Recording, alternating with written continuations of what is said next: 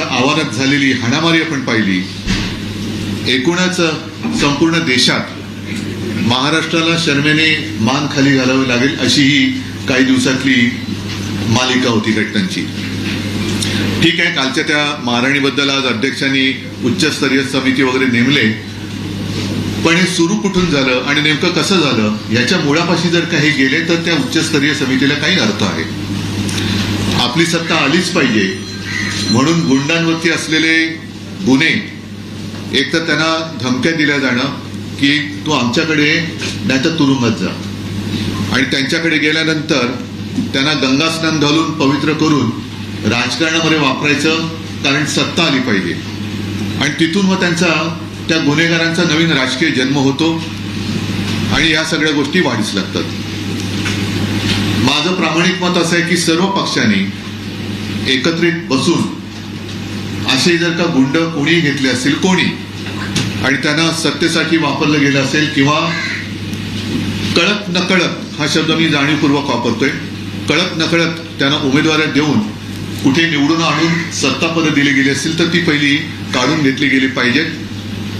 जर विधिमंडळामध्ये विधान भवनाच्या आवारामध्ये मारामाऱ्या होत असतील तर मला खरोखर लाज वाटते. देशामध्ये आपल्या राज्याची प्रतिमा काय झाली असेल. आजपर्यंत माझ्या तरी आठवणीमध्ये, तुम्ही योगेशजी तुमच्यासारखे काही सिनियर पत्रकार आहेत, तुम्ही सांगू शकाल की असं पूर्वी कधी झालं होतं. माझ्या तरी आठवणीमध्ये नाहीये. आणि ह्या गोष्टीला नुसतं उच्चस्तरीय समिती काय करेल उच्चस्तरीय समिती? मूळ हे आहे की प्रत्येक पक्षात राजकारण्यांनी स्वतःच्या सत्तेच्या लालसेपायी गुंडांना घेतलं, त्यांच्यावरचे आरोप म्हणजे अगदी दाऊदचे साथीदार असल्यापासूनचे साथीदारांसोबतचे पार्टीतले व्हिडिओ, मग इक्बाल मिर्ची बरोबरची भागीदारी, कोणाचं आणखीन कोणाबरोबरचे संबंध, ह्या सगळ्या गोष्टी आरोप करणारे तेच, पक्षात घेणारे तेच, आरोप मागे घेऊन त्यांना चंदनाचा टिळा लावणारे तेच. आणि मग अशा लोकांकडनं दुसरी अपेक्षा काय?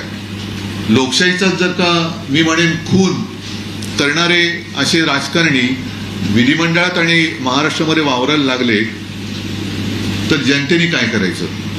हे विधिमंडळाचं अधिवेशन जनता मोठ्या अपेक्षेने पाहत असते की माझ्या प्रश्नाला नेमकं काही उत्तर मिळाले की नाही. काल मी आलो होतो तेव्हा सगळ्या आपल्या पोलीस कर्मचाऱ्यांच्या पत्नी, त्यांचं एक शिष्टमंडळ आलं होतं. मला कल्पना नाही की त्यांना मंत्र्यांनी भेट दिली की नाही. काल पण दिली नाही, आज पण दिली नाही. आणि काही घोटाळे आम्ही बाहेर काढलेत, त्याच्यावरती मग तुमच्या काळात काय झालं, आमच्या काळात काय झालं. ठीक आहे, आम्ही जर का काही गुन्हा केला असेल तर तुम्ही आमच्या पदरात जरूर टाका. पण आज तुम्ही आहात, जवळपास हे 3-4 वर्ष आहे, तुमची सत्ता, तुमच्या सत्तेचा काळ सुरू आहे. त्याच्यामुळे आज जे काही घडतंय याची जबाबदारी तुम्ही काल काय घडलं ते कोणाच्या काळात घडलं असं टाकून तुमचं तपडे झटकू शकत नाही. जे काय घडतंय त्याची जबाबदारी आजच्या सत्ताधाऱ्यांनी घेतलीच पाहिजे. आणि मी तर म्हणेन पुढे ते असं घडू नये याच्यासाठी काय उपाययोजना करणार हे त्यांनी सांगितलं पाहिजे. विषय मी तुम्हाला म्हटलं तसं की साधारणतः अर्थसंकल्प जाहीर झाल्यानंतर हे सलग दुसरं का तिसरं अधिवेशन आहे जिथे पुरवण्या मागण्या मांडल्या गेल्या. पुरवण्या मागण्या म्हणजे 1 तारखेला पगार झाल्यानंतर, हे सुद्धा मी वृत्तपत्रातच वाचलेले म्हणून मी कॉमेंट सांगतो, मी काय अर्थतज्ञ नाहीये. 1 तारखेला पगार झाल्यानंतर 8 तारखेला पुन्हा भीक मागणे किंवा कर्ज काढण्यासारखं आहे. प्रत्येक नागरिकाच्या डोक्यावरचं कर्ज हे वाढत चाललेलं आहे.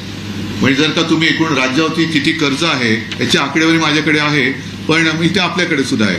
तर नुसतं व्याजच 64,000 कोटीच्या पुढे गेलेलं आहे. म्हणजे प्रत्येकाच्या डोक्यावर, प्रत्येक नागरिकाच्या डोक्यावर किती कर्ज आहे आणि कुठे गेलं, कोणासाठी करताय. योजना तुम्ही फसव्या योजना जाहीर केल्या, लाडकी बहीण जाहीर केली, त्याच्यानंतर आज त्यांना पैसे देताना नाकीनं वळत आहेत. मग त्यांनी जी काय मतं तुम्हाला दिली ती या फसवणुकीसाठी दिली का?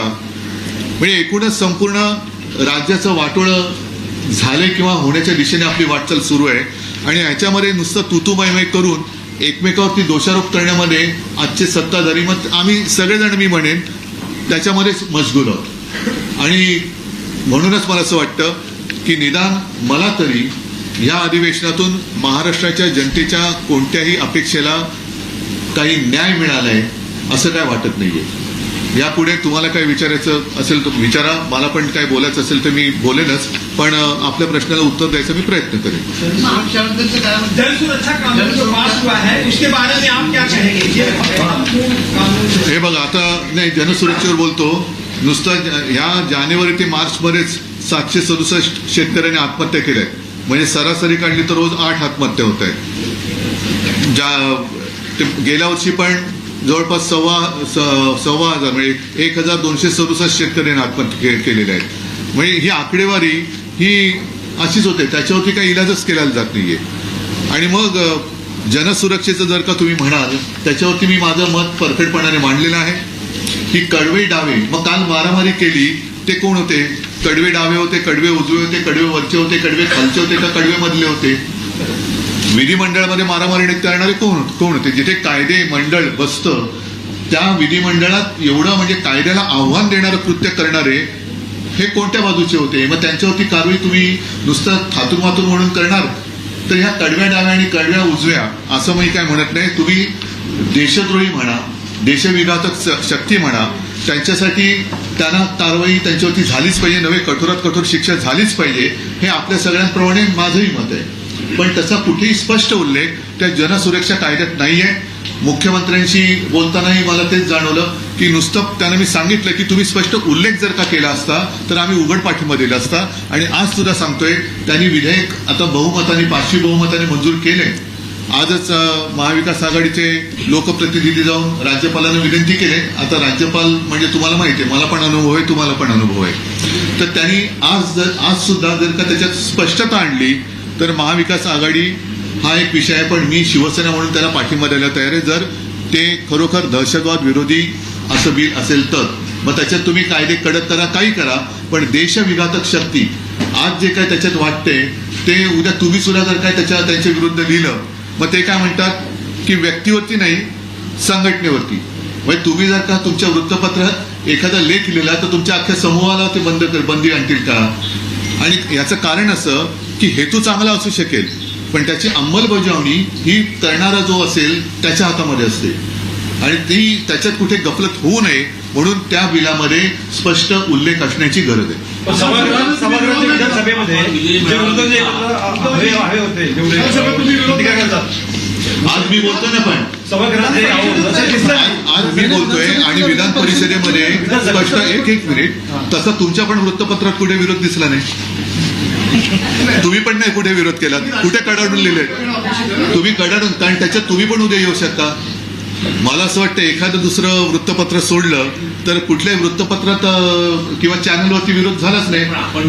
जर आपण 4 स्तंभ असू तर प्रत्येक स्तंभाचं काम आहे, आमचं पण काम आहे आणि आम्ही ते केलेलं आहे. विधान परिषदेत ते अधिक ठामपणाने आम्ही बोललो. आज सुद्धा मी तुमच्याशी ठामपणाने बोलतोय. ते बिल ज्या वेळेला आम्ही विरोध केला त्या दिवशी सुद्धा प्रेसशी मी ठामपणाने बोललेलो आहे.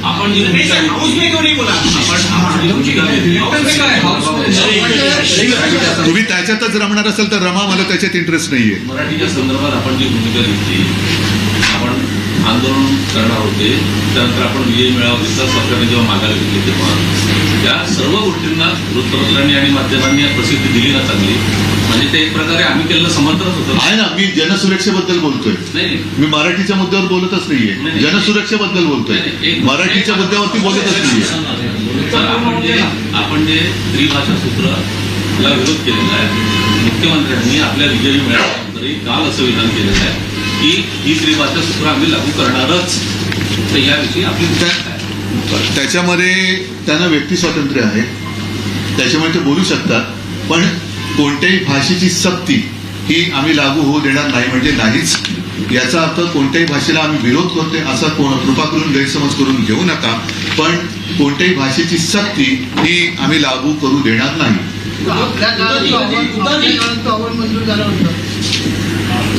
माहिती आहे तुमच्याकडे, ठेवा.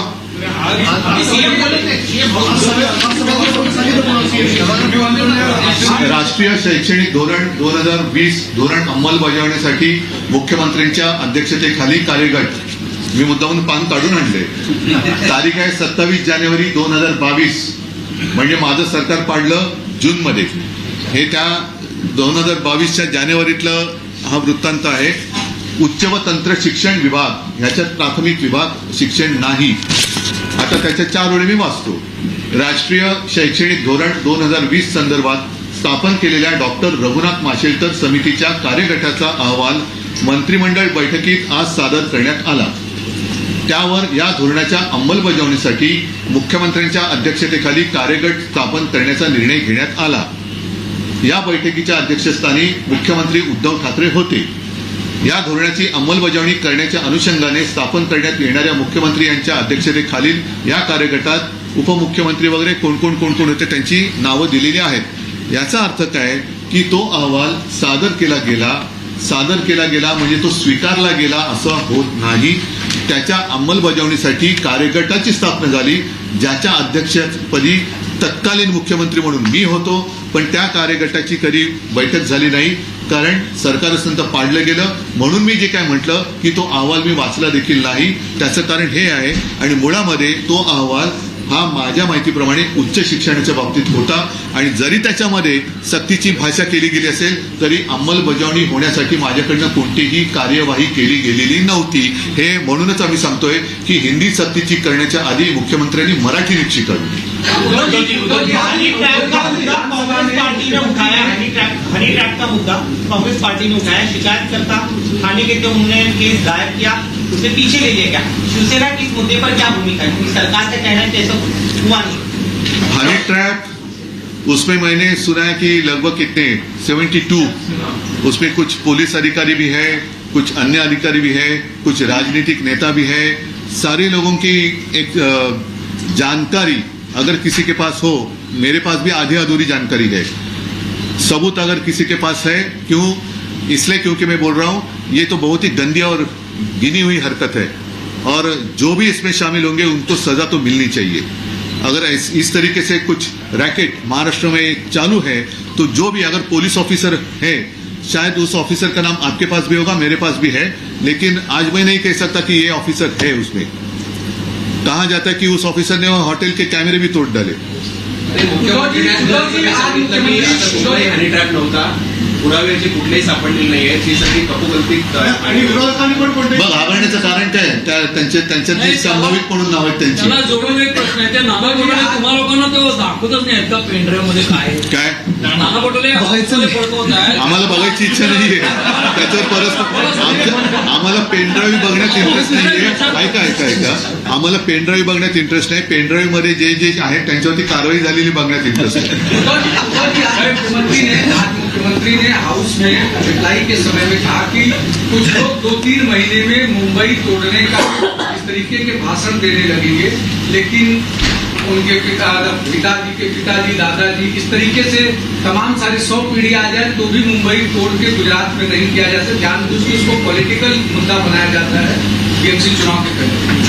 तोड़ने की भाषा तो नहीं हम कर रहे हैं, लेकिन मुंबई का महत्व खत्म तो होते जाता नहीं जा रहे वो. और इसलिए मुंबई में जितने सारे उद्योग थे, अन्य सारे वित्तीय ऑफिसेस भी थे, आर्थिक केंद्र, वो सारे गुजरात कौन लेके गया? यही लोग लेके गए ना.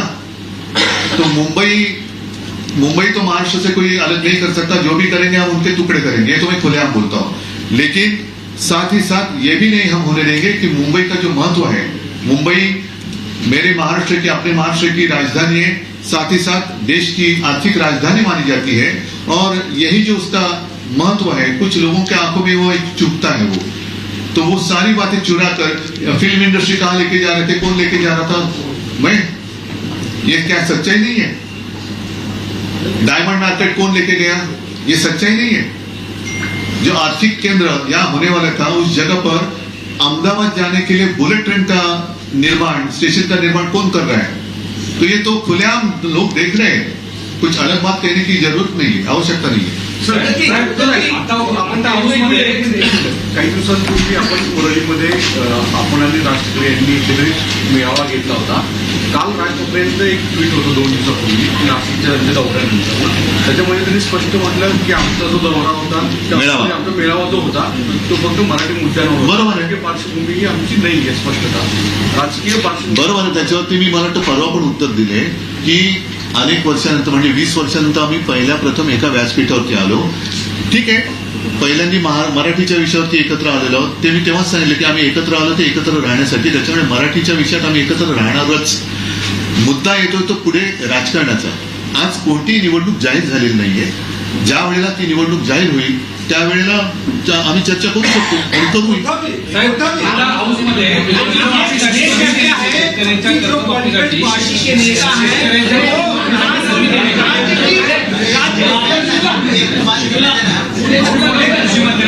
तुम्ही असं जाऊ मी बोलत नाही परत कोणाचा अवमान व्हायचं.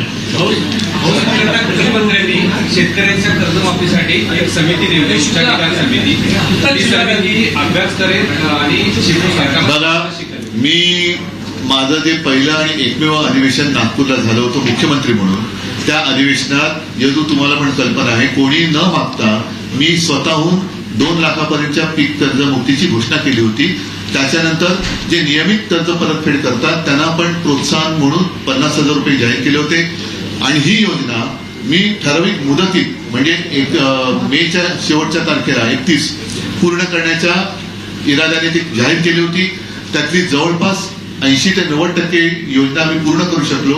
मार्चमध्ये कोरोना सुरू झाला, त्याच्यामुळे 50,000 रुपये देण्याचं जे राहिलं ते आमच्याकडे तेव्हा राहिलं. जेव्हा आम्ही सुरू केलं होतं त्यावेळेला सरकार पाडलं गेलं. याच्यासाठी अभ्यास कसला करायचा आहे? अभ्यास कसला करायचा? तुम्ही मंत्री कशासाठी आहात? सहज जर जे मी कोणताही अनुभव नसताना माझ्या पहिल्या अधिवेशनात करू शकलो, ते तुम्ही एवढं सगळे आमदार बिमदार राहिलेले आहात, मंत्री आहात, सगळी खाती तुमच्या सोबत असतात. काय 2-3 खाती आहेत, फायनान्स आहे, त्याच्यानंतर सहकार खातं सोबत होतं, माझ्या IT होतं. आणि ती योजना बिनबोभाटपणाने विनासायास आपण मार्गी लावली होती. अभ्यास कसला करताय? लोकांना तुम्हाला त्यांना दिसत नाहीये शेतकरी आत्महत्या करतायत, शेतकरी कर्जबाजारी आहे. अगदी शेतकरी स्वतःच्या खांद्यावरती ते जोखड घेऊन शेत नांगरताना फोटो आलेला आहे, तरी अभ्यास करताय तुम्ही. थोडा व्हॉल्यूम कमी करा, थोडा व्हॉल्यूम कम करा.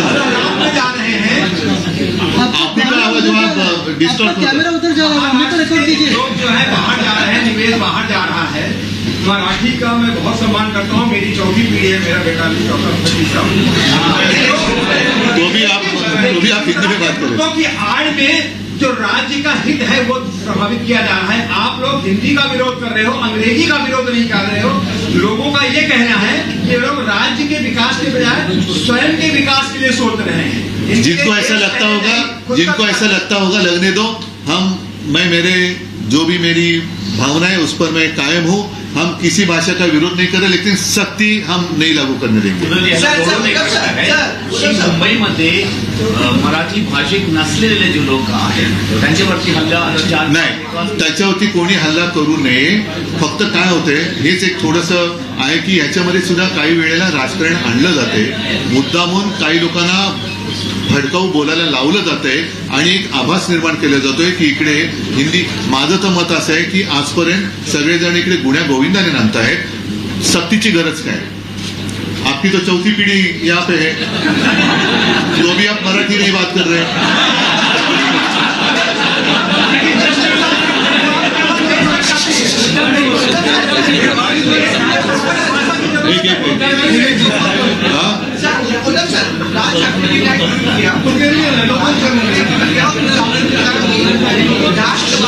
एक मिनिट थांबा.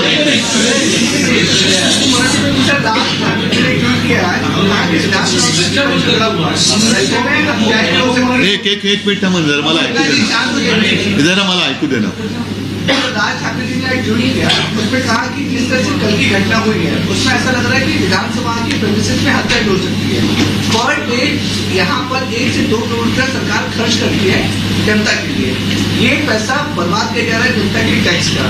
तो जिस तरीके से आप राज ठाकरे जी की भूमिका देख रहे हैं, वो एनडीए के धीरे धीरे सामने तो उनकी दूरियां लगातार बनती जा रही है और वो आपके पक्ष में ज्यादा नजदीक जा रहे हैं. आपको दुख हो रहा है क्या? तो फिर छोड़ दो ना.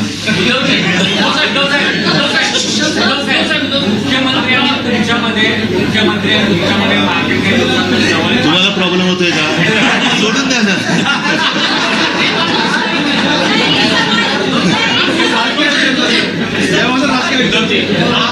मुख्यमंत्री जी ने हंसते खेलते हुए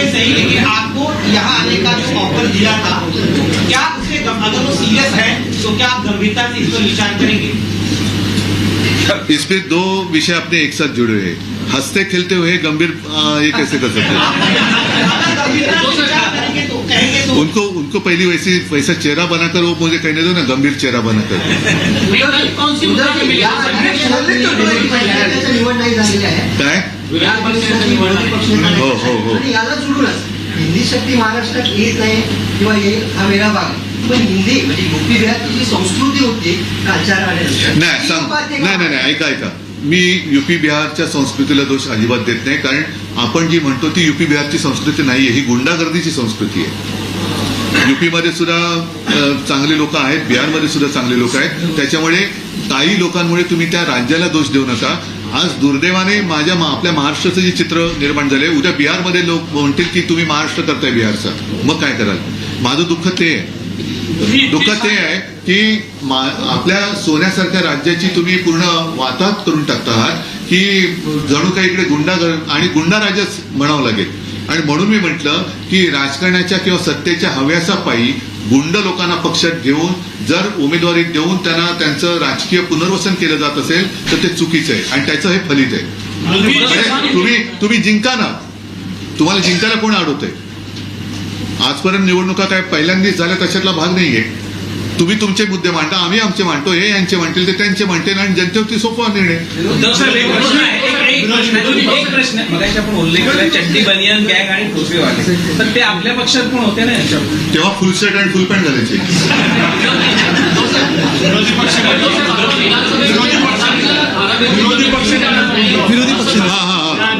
एक मिनिट.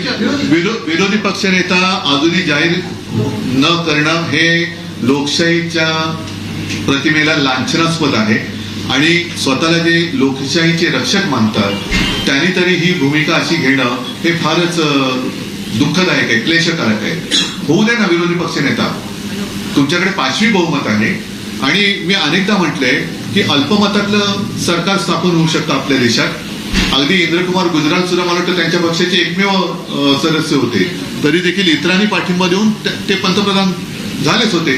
चंद्रशेखर होते, सगळेच होते, व्ही.पी. सिंग होते, देवेगौडा होते.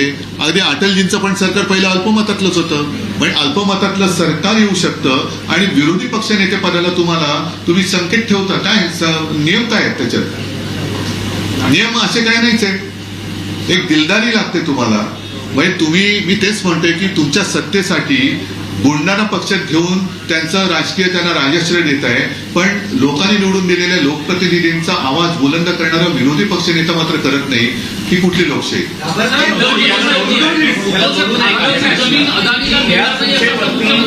त्यांचं असं म्हणणं आहे की इकडे महाराष्ट्रामध्ये नंबर नसल्यामुळे ऑपोजिशन लीडरचं असं कोणतंही हे नाहीये, कारण त्याचं लेखी उत्तर आत्ता माझ्याकडे नाहीये, पण हे भास्कर जाधव आणि त्यांच्याकडे आहे. प्रश्न त्यांचा असा आहे की हरियाणा जास्त सारखं राज्यामध्ये काँग्रेसकडे नंबर आहे, पण ते स्वतः एलओपी आपलं घोषित करत नाही आणि इकडे नंबरचं असं म्हणून ते डावलतात. तर काँग्रेसमध्ये आणि शिवसेनेमध्ये महाराष्ट्रात एकमत आहे का एलओपी कुणाचं असायला पाहिजे? आम्ही पत्र दिले ना. लोकप्रतिनिधी सभागृहात बोलण्याच्या ऐवजी लोकप्रतिनिधी सभागृहात बोलण्याच्या ऐवजी सभागृहाच्या बाहेर बोलण्यात जास्त संवादात मानत असतील तर काय करायचं विरोधी पक्षनेता? लोक सगळीच्या सगळे आतमध्ये येत नाहीत ना, त्याच्यामुळे लोक पण लोकांमध्ये बोलत असतात आणि लोक असू दे ना, पण आतमध्ये बोलू देत नाही हा एक महत्वाचा मुद्दा आहे. आणि एक मिनिट, आतमध्ये बोलू देत नाही म्हणून आहे हा एक मुद्दा आहे, आणि बाहेर बोलणं किंवा बोलू नये हा जनसुरक्षा कायदा आहे का? त्याच्यावर पण नाही बोलत आपण. उसमें कहा कि अडानी को हम धारा भी नहीं दे रहे हैं, किसी दूसरी एजेंसी को दे रहे हैं. और दूसरा उन्होंने जवाब दिया कि जो लोगों को वहां से निकाला जाएगा, जो पात्र होंगे उनको वही पुनर्वसित किया जाएगा. वही तो खेल है, पात्र. क्या आपको जानकारी है आज तक जितना सर्वे हुआ है ठीक से सुन लीजिए, पूरा नहीं, उसमें लगभग 80% लोगों को अपात्र किया गया है और अदानी को नहीं दिया गया है. ठीक है, लेकिन अदानी की कंपनी को दिया गया है. वहां का 40% या किती वहां का TDR अदानी से लेने के लिए बंधन कारक किया गया है. बीजेपीमध्ये पण असतो. ये सारी चीजें जो है इसके लिए मैं चाहिए तो अलग प्रेस कॉन्फ्रेंस ले सकता हूँ, मुझसे ज्यादा अच्छी जानकारी आदित्य देगा. उद्धव साहेब, सन्मानाचा मुद्दा, स्थानिक भाषेच्या सन्मानाचा मुद्दा आपल्या देशभरात असतो. कर्नाटक असेल, आंध्र असेल, पश्चिम बंगाल असेल, तर ते आपल्याकडे भाषावर प्रांतरचना वगैरे हा सगळा मोठा इतिहास आहे. पण आपले ममता दिदी असतील, स्टालिन असतील, यांच्याशी सगळ्यांचे आपले संबंध चांगले आहेत. तर देश पातळीवरती आपण पुढाकार घेणार का की ह्या संदर्भात सामुष्टाची भूमिका आहे? बघा, खरं म्हणजे असं आहे की हा मुद्दा आता टाळण्याचं काही औचित्यच नाहीये. आपला देश हा संघ राज्य पद्धतीचा आहे, म्हणून तर आपण अनेकता में एकता. आता यांना काय झालेलं आहे की सगळं काही एकच पाहिजे. आणि मध्ये म्हणजे 1-1.5 वर्षापूर्वी नड्डा येऊन बोलले होते की एकच पार्टी, आता 1 नेशन 1 इलेक्शन. त्याच्यामुळे सगळं 1-1-1-1 चाललंय. असं नाही होणार. संघराज्य खरं म्हणजे केंद्र सरकार हा शब्द नाहीये. संघ म्हणजे संघ वेगळा, तसा नाही संघ. तर संघराज्य पद्धती आणि संघराज्य पद्धती मोडायला निघाले असं आमचा समज आहे. झाला होता त्यानंतर भास्कर जर्मन माफी मागितली, त्यानंतर सत्ताधाऱ्यांचं असं म्हणणं होतं की आदित्य ठाकरे माफी. ठीक आहे, तो विषय संपला. निशिकांत दुबे बीजेपी एमपी ने टिका है. छोड़ रे ऐसे. पटन कर पाए. ठीक है, छोड़. आप कहते हैं आप मराठी मानव से प्रेम करते हैं, महाराष्ट्र से प्रेम करते हैं, इतना उनके लिए लड़ते हैं मराठी मानव के लिए. तो क्या आप जो पूर्व शासन और है उनकी जो कब्र है छत्रपति संभाजी नगर में, उसे कब्र पर जो महिमा मंडन करने आते हैं, नमाज पढ़ने आते हैं, फूल हाथ चढ़ाने जो लोग आते हैं, इसका और हिंदी का और इसका लेना देना क्या है? क्या इस पर आप बंदी लगाएंगे? उसको नहीं सुदर्शन सुनिए वो सुदर्शन ये मुद्दा आप सुदर्शन चैनल से हो ना? क्या यदुवंशी ही यहूदी है? लेकिन इसमें एक बात है कि सिक्योरिटी वहां किसने दी है? औरंगजेब की कब्र को सिक्योरिटी किसने दी है? ASI ने दी है, जो केंद्र सरकार की है. मोदी साहब की सरकार ने दी है. तो ये सवाल उनको होना चाहिए. नहीं, एक मिनट. हम यहाँ कुछ मांगे ना मांगे, लेकिन औरंगजेब की जो कब्र है वो तो महाराष्ट्र में है. जिना की कहाँ है? तो उस वक्त जो आडवाणी साहब गए थे वो तो आपके चैनल पर शायद दिखाया होगा. उद्धव साहेब गुवाहाटीला गेलेलो अधिवेशनादरम्यान प्रेस आता तुम्ही महाविकास आघाडीकडून विरोधामध्ये बसलेले आहे. त्यानंतर आता प्रेस कॉन्फरन्सला महाविकास आघाडीच्या अग्नेस पक्षाचे आम्ही प्रत्येक पक्षाला स्पेस देऊ इच्छितो. बोलले आम्ही त्यावेळेस गुवाहाटीला गेलो होतो, त्यावेळेस दिल्लीसोबत सरकार साधलं काय ते ज्यावेळेस गुवाहाटीला गेले होते त्यावेळेस दिल्लीसोबत चर्चा सुरू होती असं एकनाथ शिंदे या परिषदेत. त्यांना काय झालेलं ना, ते त्यांचा तो गिल्टी नाही, गुवाहाटी कॉन्शियस आहे, तो जात नाही त्यांचा. त्याच्यामुळे ते सतत नवीन एक आहे गुवाहाटी कॉन्शियस. ठीक आहे, जाऊ द्या. मला वाटतं